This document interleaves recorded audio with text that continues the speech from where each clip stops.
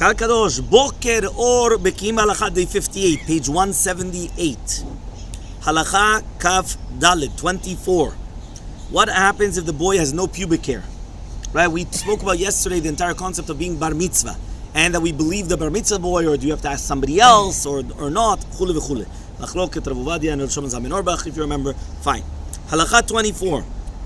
If we know for a fact that the boy has not grown pubic hair, right? So he comes and he says, then even if he's 14 or older, he's still considered a child and cannot be counted as a member of a minyan. Right? If he reaches the age of 35 years old, however, he's considered an adult even though he has no pubic hair. At this point, the Halacha is satisfied that they will never become sexually mature, and he's considered an adult despite that. The Talmud teaches that if a person demonstrates certain physical characteristics, it is certain that he will never become sexually mature, and he's considered an adult although he's younger than 35. Some poskim rule that this is only once he becomes 20. But other rules, that others people, they rule that we could rely upon this principle even if he's a teenager, since Halacha requiring a minyan is only with the Rabbanan. So let's see the footnotes to understand. So one more time. You have 13, but that's only if he has 2 pubic hairs. If not, 35. Because if he still doesn't have until 35, for sure he's never going to be mature, and therefore he's counted as a minyan. Technically, sometimes he could already be considered from the age of 20, and we're obviously going to see the different signs, and sometimes even a teenager. Let's see. 330. Let's explain. 330. Okay, this is the concept of a saris. 330. The Mishnah Brura added that if a boy grows pubic hairs after his 13th birthday, he becomes an adult on the day that the hair grows 1 centimeter. So 1 centimeter, that's when it grows. Okay, to be considered pubic hairs. Yes, pubic hairs. Okay, no, pubic hairs. 331. At this point, when it's going to be the age of 35, it becomes clear. Yeah, at this point, it becomes clear that this person's adulthood was never dependent on his sexual maturity, and we know now that he had been an adult since his 13th birthday. Okay, which means at the age of 35, we already know he was an adult, but he's never going to mature sexually, right? To sexually mature, so therefore it's going to be okay. Okay. So in 332 it says these characteristics are listed in Shulchan Aruch. He has no facial hair. His hair is thin. He has smooth skin. When he urinates, it does not froth. His semen is very watery. His urine does not have a strong odor. His skin does not produce steam when he bathes during the winter. He has a high voice, like a woman's voice, or a high voice, and people cannot distinguish his voice as a male or female. Those are different simanim of this concept. So now we just said that sometimes it happens that even some poskim rule that this is even by 20 years old. Meaning if he has these simanim and he's already 20, you could already be lenient that he's going to be counted for minyan. And some people say no, even if he's a teenager and he already has these, since the entire minyan is the Rabbanan, so therefore you could be lenient. Capish? That's called impuberism. What is it called? Impuberism. Impuberism, which means it's not going to be no puberty. Delayed puberty. Delayed and then, okay, very good. Chazak Baruch, doctor. Very, very nice. Okay, until here, clear. So one more time. 35, right? That was going to be the first shita. Okay, and then you say some people say 20 and some people say teenagers. Okay. Halacha Kafei 25. In the Hebrew calendar, the month of Adar is unique. Baruch Hashem, it's unique. Since every 2 or 3 years, an extra month is added to the year. And we have what's called Adar Aleph and Adar Bet. The month of Adar Bet has the halachic status of the regular month of Adar, while the month of Adar Aleph is the added month. If a boy was born during an Adar of a 12-month year, and his 13th birthday occurs during the 13th month year, he becomes bar mitzvah only his birthday in Adar Bet, not in Adar Aleph. The month of Adar Aleph is by name only, but not regarding any halachic aspects pertaining of the Adar of every year. Okay, if a boy is born during Adar Aleph of a 13th year, and he becomes 13th year, likewise the 13th year month, he becomes bar mitzvah obviously in Adar Aleph, since it is going to be his real birthday. Okay, 333. Likewise, if a boy was born during Adar Bet of a 13th month, he becomes bar mitzvah during another 13th month year, also in Adar Bet obviously. Also, if a boy was born during Nisan of a 12-month year, and he becomes 13 during the 13th-month year, he does not become bar mitzvah until the month of Nisan. We do not say that the bar mitzvah was 12 months after his 12th birthday, which would mean during Adar Bet. It's only during Nisan. Okay? Halacha kavav. What happens if a person is born during Adar Aleph of a 13th-month year, and the year becomes bar mitzvah is a regular year?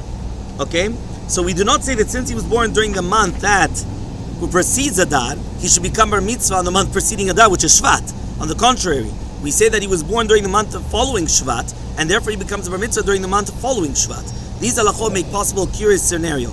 David was born, and this is what we mentioned this hundreds of times already. David was born on the 29th of Adar Aleph of a 13th-month year. Ezra was born 3 days later on the 2nd of Adar Bet. If they become 13 during a 12-month year, the younger boy Ezra will become bar mitzvah on the 2nd of Adar, and the older boy David will not become bar mitzvah until basically 4 weeks later on the 29th of Adar. So you have this case where the guy is 3 days older, and bar mitzvah is going to be almost 4 weeks later. Capish? That's what's going to happen. So 334. Yeah? Makes sense. Birthdays on 30th of Shvat or 30th of Adar. 334. Right? 1 second, we're going to explain. If a boy is born on the 30th of Adar Aleph, which is also known as Rosh Chodesh Adar Bet. Yeah?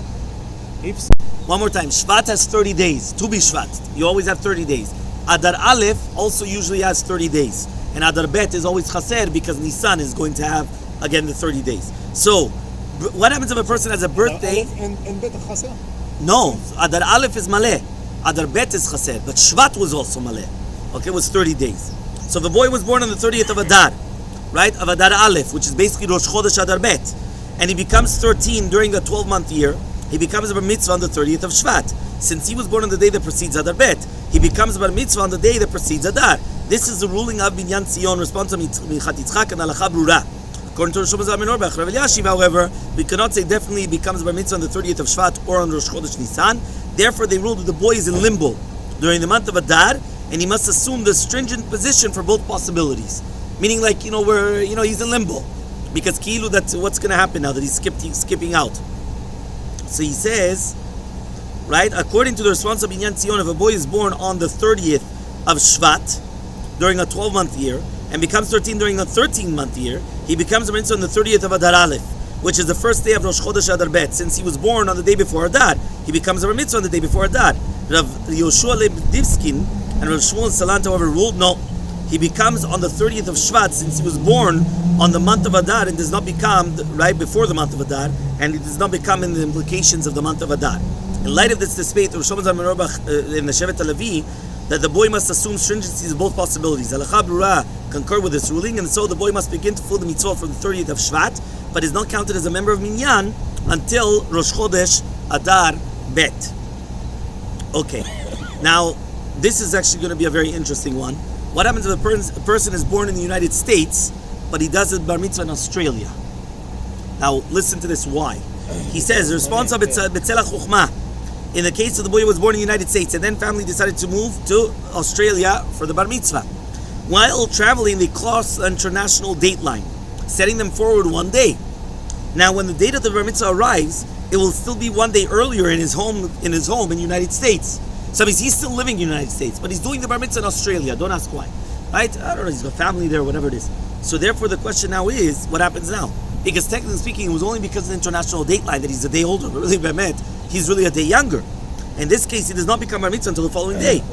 If the family did not cross the international date line, but instead traveled the Atlantic Ocean across Europe and Asia, and then they arrived in Australia, he becomes bar mitzvah on his birth date in Australia. In this case, the family does not have to take the time difference into consideration. Okay, that means basically only when you cross the international date line, you have to take it into consideration. But if you're doing it slowly, and therefore you're not actually doing it, so therefore you're going to be okay.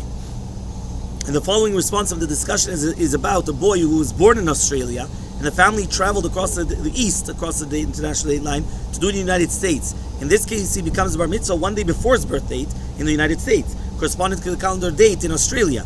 If the family traveled west across Asia, Europe, and then the Atlantic Ocean, he becomes bar mitzvah on the regular birth date. Rabbi Eliashiv disagreed with these rulings. His opinion was there's no need to take into consideration the time of the date of the one's home. The boy's bar mitzvah is determined by the birth date and the location where he's going to be. So that's just very, very simple to do it. You understand? That means we don't care, where he comes from, where does he go, where he is. That's it. Okay, the last one, crossing the international date line on the bar mitzvah day. Rabbi Scheinberg and Rabbi Chaim Kanievsky ruled that if the boy becomes bar mitzvah on Tuesday evening in the United States, and then he flew that very evening across the Pacific Ocean to Australia, landing there at noon on Tuesday, he does not revert to being a child before his bar mitzvah. Once he has become a lachic adult, there is no possibility of going back to childhood. Meaning once he's an adult, that's it. We don't take anything else into consideration. Have a wonderful day.